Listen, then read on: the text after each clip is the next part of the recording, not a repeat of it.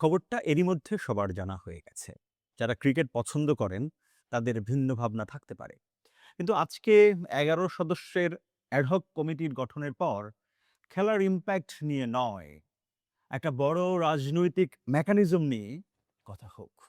দেখুন, জীবনে সবাই একটা রাজনীতির মধ্য দিয়েই চলে। তাই রাজনীতি বিষয়টি কখনো কখনো নিজের এবং সবার বিরুদ্ধে গেলেও মানুষ মেনে নেয়। কিন্তু ঠিক কতটুকু, কতদিন ধরে এর সঠিক হিসেব-নিকেশ করার জন্য কোনো যন্ত্র আবিষ্কার হয়নি এখনো। তবে শেখ হাসিনা ছিলেন লিটমাস টেস্ট। প্রায় ১৭ বছর তার সরকার নিয়ে তিনি ছেলেখেলা করেছিল। অতঃপর তা হুড়মুড় করে ভেঙে পড়েছিল। না, অস্বীকার কেউ করবে না যে হাসিনার রাজত্বে বিসিবি ছিল আওয়ামী অরণ্য। কিন্তু এখন এই প্রশ্নের উত্তর রূঢ় হবে বটে, কিন্তু সত্য যে কঠিন। আজকের বিসিবির অ্যাডহক কমিটির সদস্যদের দেখে আমার মনে হয়েছে বিএনপির স্থায়ী কমিটির লাইট ভার্সন এখানে বসানো হয়েছে। অনেকে জানেন, তারপরও আজকের ১১ সদস্যের কমিটির একটি পরিচিতি পর্ব হোক। তামিম ইকবাল ছাড়াও আছেন আরও দুজন সাবেক ক্রিকেটার, মিনহাজুল আবেদিন ও আতহার আলী খান। কমিটির অন্য সদস্যদের মধ্যে ৪ জন সরাসরি বিএনপির নেতাদের স্ত্রী বা পুত্র। ব্যারিস্টার রাশনা ইমাম বিএনপির সংসদ সদস্য ববি হাজ্জাজের স্ত্রী। মির্জা ইয়াসির আব্বাস, সাইদ ইব্রাহিম আহমেদ, ইসরাফিল খসরু যথাক্রমে প্রধানমন্ত্রীর রাজনৈতিক উপদেষ্টা মির্জা আব্বাস, স্বরাষ্ট্রমন্ত্রী সালাউদ্দিন আহমেদ ও অর্থমন্ত্রী আমির খসরু মাহমুদের ছেলে। কমিটিতে আরও আছেন বিভিন্ন সময় বিসিবির পরিচালনা পর্ষদে থাকা তানজিল চৌধুরী, সালমান ইস্পাহানি, রফিকুল ইসলাম এবং ফাহিম সিনহা।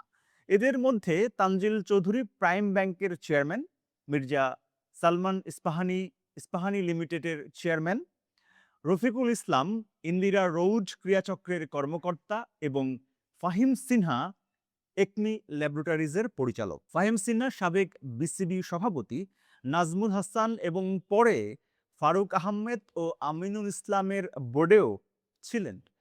তার আরেক পরিচয়, তিনি বিএনপির সাবেক নেতা এবং মন্ত্রী মিজানুর রহমান সিনহার ভাতিজা। বাহ!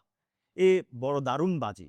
যার বিরুদ্ধে এত সংগ্রাম, সেটাই এখন ঘিরে বসেছে যেন। মন্ত্রী এমপিদের ছেলে মেয়ে ছাড়া এদেশে দেখি আর কিছুই হওয়া সম্ভব নয়। রাজনীতির এই স্বজনপ্রীতি নতুন তো নয়, তবে সবার খারাপ লাগাটা নিশ্চয়ই প্রকট। কারণ সবাই চেয়েছিলেন পরিবর্তন। আরেকটা প্রশ্ন আমার কাছে আছে। তামিম ইকবাল এই কমিটির কয়জনকে আসলে স্যার ডাকবে? ৩ মাসের মধ্যে যে নির্বাচন হবে, নিশ্চিতভাবে বলতে পারি তাতে প্রার্থী হবেন তামিম। এরই মধ্যে গণমাধ্যমের খবর, সেটাতে কোনো বাধা নেই তামিমের জন্য। সব যেন বিনি সুতোর মালা। যা চাই তা নিজের মতো করে একটু একটু গেঁথে নিচ্ছে। তামিম সভাপতি হবার পর ক্রিকেট প্রেমীদের একটা প্রশ্ন দেখছি, তামিমের রাজত্বের স্থান হবে কি সাকিব আল হাসানের? কয়দিন ধরে যে আলোচনা সাকিবকে ঘিরে, তার ইতি কি আসলে ঘটলো আজকে? তামিম সাকিবের দ্বন্দ্বের চূড়ান্ত পর্ব কি দেখবে এবার দেশের মানুষ? কি জানি কি, তামিম আসলে আজকে হেরেই কি গেলেন? ক্রিকেটারদের যোদ্ধা হতে হয়। তামিম কি হলেন আসলে? প্রেসিডেন্ট? Board president? একটা অস্থায়ী মুকুট। যার জন্য ছিল চিরদিনের মুকুট, তিনি বেছে নিলেন সময় সীমায় বাঁধা সম্মানের চেয়ার। ওকে, এটাই বোধহয় বাংলাদেশের মানুষের নিয়তি। অনেক কথাই বললাম, কিন্তু কেন বললাম? কারণ তামিম এখনো খেলোয়াড়।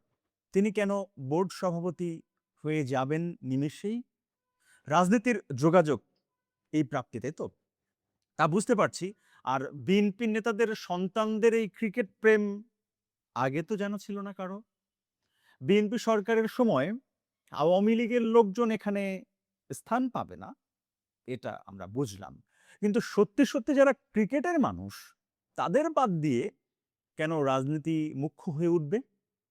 অনেকে বলছেন জাতীয়তাবাদী ক্রিকেট পরিবার এবার হলো। জনগণ এগুলো মেনে নেবে, কিন্তু মনে রাখবে কিন্তু ক্রমাগত এভাবে সব পয়েন্ট থেকে জনগণকে বাদ দিলে একসময় সব যোগ হয়ে এর হিসেব হয়ে যাবে। সবকিছুতেই আমি আর মামুব কতকাল, বাংলাদেশ আর কত সময় নেবে, কতটা সময়? একেবারে শেষে এসে সেই ছবিটার কথা মনে পড়ল। শেখ হাসিনার সাথে তামিমের হাসি মুখ।